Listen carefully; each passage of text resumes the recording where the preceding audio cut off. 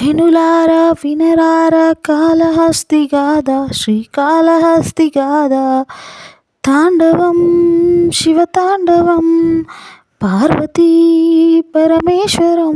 శ్రీకాళహస్తి వెనకాల ఉన్న రహస్యం ఎంతమందికి తెలుసు? అండ్ తెలిసిన వాళ్ళైతే కమెంట్ చేయండి. ఆ ప్లేస్లో స్వయంభుగా ఒక శివలింగం అయితే వెలుస్తుంది. సో ఆ శివలింగానికి ఎండ తగులుతుందని చెప్పేసి అక్కడ సాలెపురుగు నైట్ అంతా కష్టపడి ఒక వెబ్ క్రియేట్ చేస్తుంది శివలింగం చుట్టూ, అదే గూడులాగా చేస్తుంది. అండ్ తెల్లవారుజామున ఏంటంటే ఒక పాము వచ్చేసి ఆ గూడంతా తీసేసి తన నాగమణులతో అలంకరిస్తుంది శివలింగంకి. అండ్ తర్వాత ఏంటంటే ఏనుగు వచ్చేసి వాటర్తో శివలింగాన్ని అభిషేకం చేసి పూలతో అలంకరిస్తుంది. అట్లా ఏనుగు వచ్చి డైలీ చేస్తుంది. ఏనుగు పూజలు చూసిన సాలేడు ఒకరోజు పాముతో, సో నువ్వు పెట్టిన నాగమణి తీసేసి ఏనుగు ఇలా పూజలు చేస్తుందని చెప్పి చెప్తుంది. అలానే ఒకరోజు ఏనుగు రావడం పూజలు చేయడం చూసిన పాము ఏనుగు తొండంలోకి దూరుతుంది. ఏనుగు అక్కడే ఉన్న ఒక పెద్ద బండరాయికి తన తొండాన్ని కొడుతుంది. అండ్ పక్కనే ఉన్న సాలీడు అండ్ ఏనుగు తొండంలో ఉన్న పాము మూడు చనిపోతాయి. సో వారి భక్తికి మెచ్చి శివుడు ప్రత్యక్షం అయిపోయి సో వాళ్ళ ఆత్మల్ని శివుడిలో లీనం చేసుకుంటాడు. అండ్ లీనం చేసుకొని వీళ్ళ భక్తికి గుర్తుండిపోయేలాగా ఆ ప్రదేశానికి శ్రీకాళహస్తి అనేది పేరు వస్తుంది. శ్రీ అంటే సాలేడు, కాళ అంటే పాము అండ్ హస్తి అంటే ఏనుగు. శ్రీకాళహస్తికి అయితే వస్తున్నాము. అండ్ మీరు కనుక అబ్జర్వ్ చేసి ఉంటే వీడియో స్టార్టింగ్లోనే ఒక నది కనిపిస్తుంది. సో ఆ నది ఏంటి అనేది ఎంతమందికి తెలుసు? తెలిసిన వాళ్ళైతే కమెంట్ చేయండి. అండ్ తెలియని వాళ్ళైతే ఈ వీడియో కంప్లీట్గా చూడండి సో దట్ ఆ నది ఏంటో మీకు తెలుస్తుంది. శ్రీకాళహస్తి అయితే మనకి ఆంధ్రప్రదేశ్లో ఉంటుంది. అండ్ తిరుపతి నుంచి అయితే 42 కిలోమీటర్స్ వస్తుంది. సో మీరు ఎప్పుడైనా తిరుపతి వెళ్తే శ్రీకాళహస్తిని అయితే విజిట్ చేసుకోండి. శ్రీకాళహస్తిలో పంచభూత లింగాల్లో ఒకటైన వాయులింగం ఇక్కడ ఉంటుంది. అండ్ ఇక్కడున్న లింగం ది ఎలిమెంట్ ఎయిర్ని రిప్రజెంట్ చేస్తుంది. అండ్ ఇక్కడ శివలింగంలో లోపల ఏదో ఒక కదలిక అయితే ఉంటుంది అని అయితే చెప్పారు నాకు. సో నేనైతే టెంపుల్ లోపలికి వెళ్ళి అండ్ డైరెక్ట్ ఎక్స్పీరియన్స్ చేయాలి and I'm waiting for that. And ఈ శ్రీకాళహస్తి అయితే రాహుకేతు పూజకి అయితే చాలా అంటే చాలా ఫేమస్. బికాజ్ పెళ్ళి కాని వాళ్ళైనా లైక్ పెళ్ళి కావాలనుకున్న ఎలాంటి సర్పదోషాలు ఉన్న వాళ్ళైనా సో ఎలాంటి దోష నివారణం కోసమైనా రాహుకేతు పూజ చేసుకుంటే మాత్రం అన్నీ పోయి అంతా మనకి పాజిటివ్గానే జరుగుద్దని చెప్పేసి అయితే ఇక్కడ నమ్మకం. అండ్ మాలో వచ్చిన వాళ్ళు కూడా కొంతమంది రాహుకేతు పూజ చేసుకున్నారు. అండ్ కొంతమంది కాదు, ఆల్మోస్ట్ శ్రీకాళహస్తి వెళ్ళిన ప్రతి ఒక్కరూ రాహుకేతు పూజ చేసుకుంటే అయితే చాలా అంటే చాలా మంచిది. కానీ ఏంటంటే రాహుకేతు పూజ చేసుకున్న వాళ్ళు శ్రీకాళహస్తి నుంచి మధ్యలో ఎక్కడ కూడా ఆగకుండా డైరెక్ట్ ఇంటికి వెళ్ళిపోవాలి అని చెప్పారు.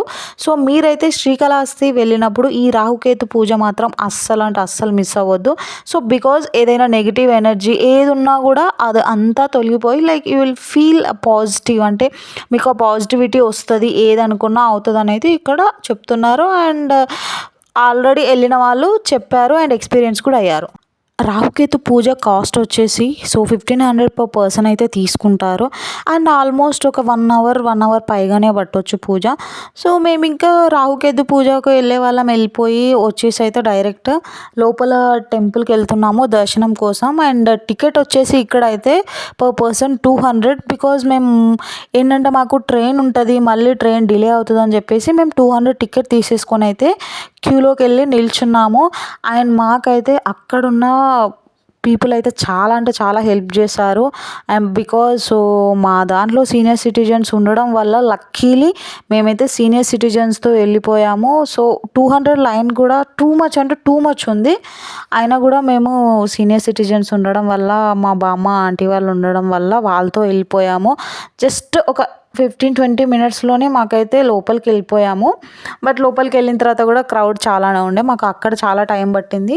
కానీ లోపలికి వెళ్ళినాకైతే అసలు అంటే అందరు చెప్పడమే కానీ డైరెక్ట్ ఎక్స్పీరియన్స్ అయితే మాత్రం అది వేరే లెవెల్లో ఉంటుంది.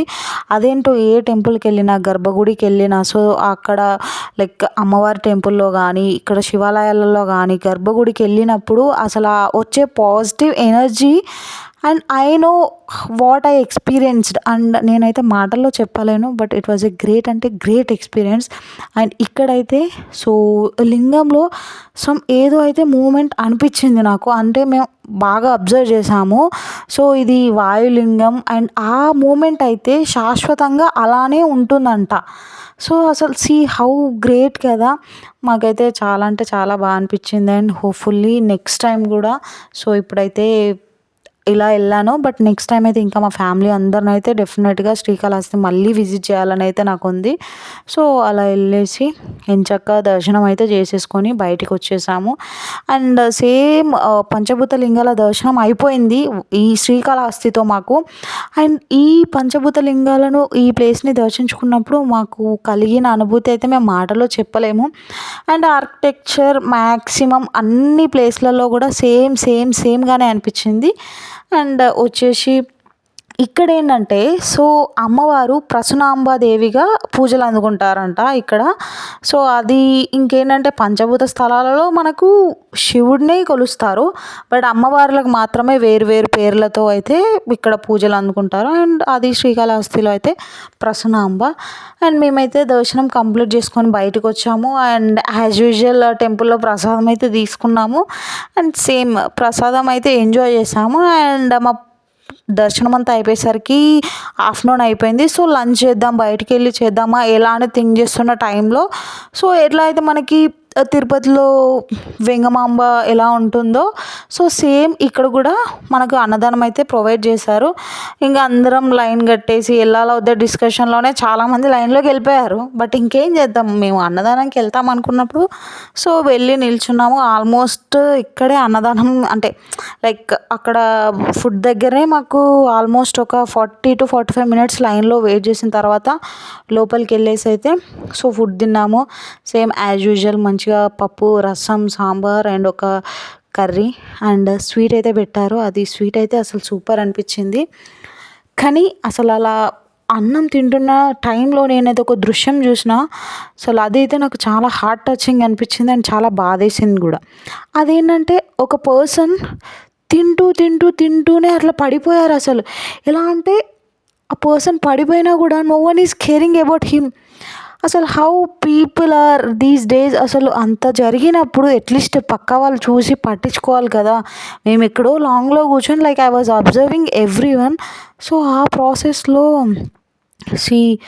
లైఫ్ ఎప్పుడు ఎలా ఉంటుందో మనం ప్రెడిక్ట్ చేయలేము. అండ్ తింటూ అలా పడిపోవడం అంటే అదే ఉంటుంది కదా, తినే ప్రతి మెతుకు పైన మన పేరు రాసుంటేనే మనం తినగలుగుతాము, లేదంటే లేదు అనేది నాకు ఆ క్షణంలో అయితే అనిపించింది.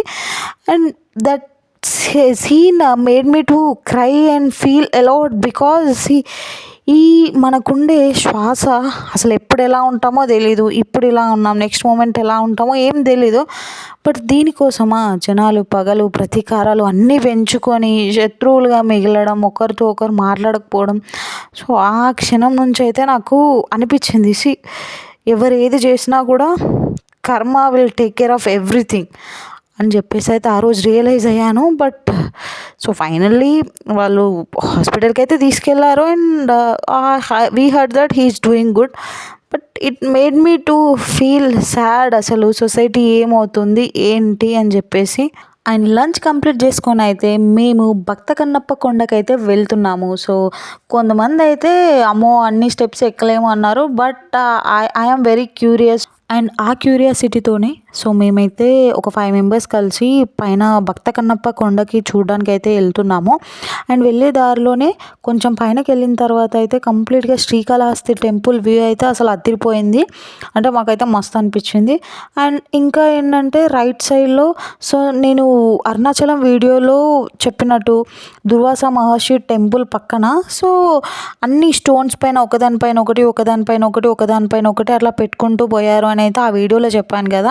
సో సేమ్ ఇక్కడ కూడా అలానే ఉండే. సో మనం ఎన్ని స్టోన్స్ ఒకదానిపైన పెట్టితే సో అంత అంటే లైక్ అన్ని ఫ్లోర్స్ అంత పెద్ద బిల్డింగ్ మనం కట్టుకుంటాము అనేది ఒక మూఢనమ్మకం. బట్ స్టిల్ ట్రై చేసే వాళ్ళు అయితే ట్రై చేశారు. అండ్ మేము ఇంకా పైకి వెళ్తున్న ప్రాసెస్లో అప్పుడే లంచ్ చేసినాం. బట్ ఏంటంటే దారిలో చిన్న లైక్ కొంతమంది అయితే జామకాయలు, మ్యాంగో పీసెస్ ఇవన్నీ అమ్ముతూ ఉంటే వాటికి కూడా టెంప్ట్ అయిపోయి అయితే తినేసినాము. ఇంకేం చేస్తాం అంటే అన్నం అన్నమే, స్నాక్సే కదా! సో, అలా తినేసినాం. పైన కొండకెళ్ళిన తర్వాత అయితే వ్యూ మాత్రం సూపర్ ఉంది.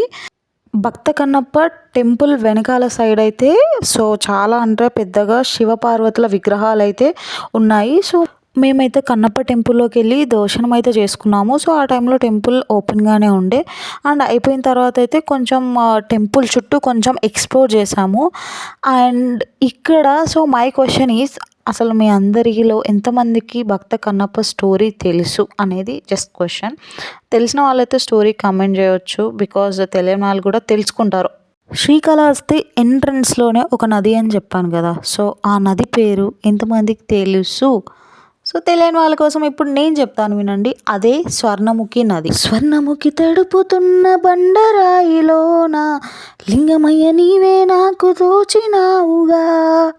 అసలు దేవుడంటేనే నమ్మకం లేని కన్నప్ప దేవుడున్నాడు అని దేవుడిపైన నమ్మకం వచ్చిన తర్వాత ఆయన భక్తి అంతా ఇంత కాదు. ఎలా అంటే సో, ఒకరోజు శివలింగం ముందు తను వేటకెళ్ళి తీసుకొచ్చిన మాంసం ముక్కల్ని పెట్టడం కూడా పెట్టాడు. అంటే అంత భక్తి అసలు అది నాన్ వెజ్ అదంతా కాదు. సో, శివుడు ఆకలితో ఉంటాడు. ఆయన తినాలి అంటే అంత పిచ్చి భక్తి. సో, నెక్స్ట్ డే పూజారులు వచ్చి చూసి ఏంటి అని చెప్పి షాక్ అయ్యారు. అండ్ శివలింగం కళ్ళలో నుంచి అంటే రక్తం గారడం చూసి కన్నప్ప తన 2 కళ్ళను శివలింగంకి పెట్టాడు. అంటే చూడండి ఎంత పిచ్చి భక్తి అంటే అసలు ఆ భక్తి మనమైతే ఇప్పుడున్న కాలంలో చూడడం తక్కువ. సో, ఆ భక్తికి మెచ్చిన శివుడు ప్రత్యక్షమయ్యి సో, కన్నప్పను కూడా తనలో ఐక్యం చేసుకున్నాడు. అండ్ అలా జరిగినందుకే సో, కన్నప్ప పేరు భక్త కన్నప్పగా మారింది. అండ్ ఏదైతే స్వర్ణముఖి నది అని చెప్పానో ఆ స్వర్ణముఖి నదిలో వాటర్ తీసుకెళ్ళే సో, ఆ శివలింగానికి కన్నప్ప అయితే అభిషేకం చేస్తూ ఉండేవాడు. మేమైతే ఫైనల్‌గా భక్త కన్నప్ప కొండని అయితే విజిట్ చేసేసుకొని కిందికి వెళ్ళిపోయాము. అండ్ చిన్న చిన్న షాపింగ్ అయితే చేసేసుకొని ఎందుకంటే లాస్ట్ ప్లేస్ కాబట్టి సో, చిన్న చిన్న షాపింగ్ అయితే చేసేసుకొని ఇంకా రిటర్న్ అవుతున్నాము. అసలు శ్రీకాళహస్తి అండ్ ఈ ఎక్స్పీరియన్స్ అయితే అసలు హైలైట్ అని చెప్పొచ్చు నేనైతే. So, definitely I suggest everyone must and should visit Srikalahasti. And వెళ్ళినప్పుడైతే రాహుకేతు పూజ చేయించుకోవడం అయితే అస్సలు మర్చిపోవద్దు. And seriously what a great journey, great journey. And ఈ కంప్లీట్ వీడియో మీకు ఎలా అనిపించింది కామెంట్ రూపంలో మాకు తెలపండి. And thank you so much for watching.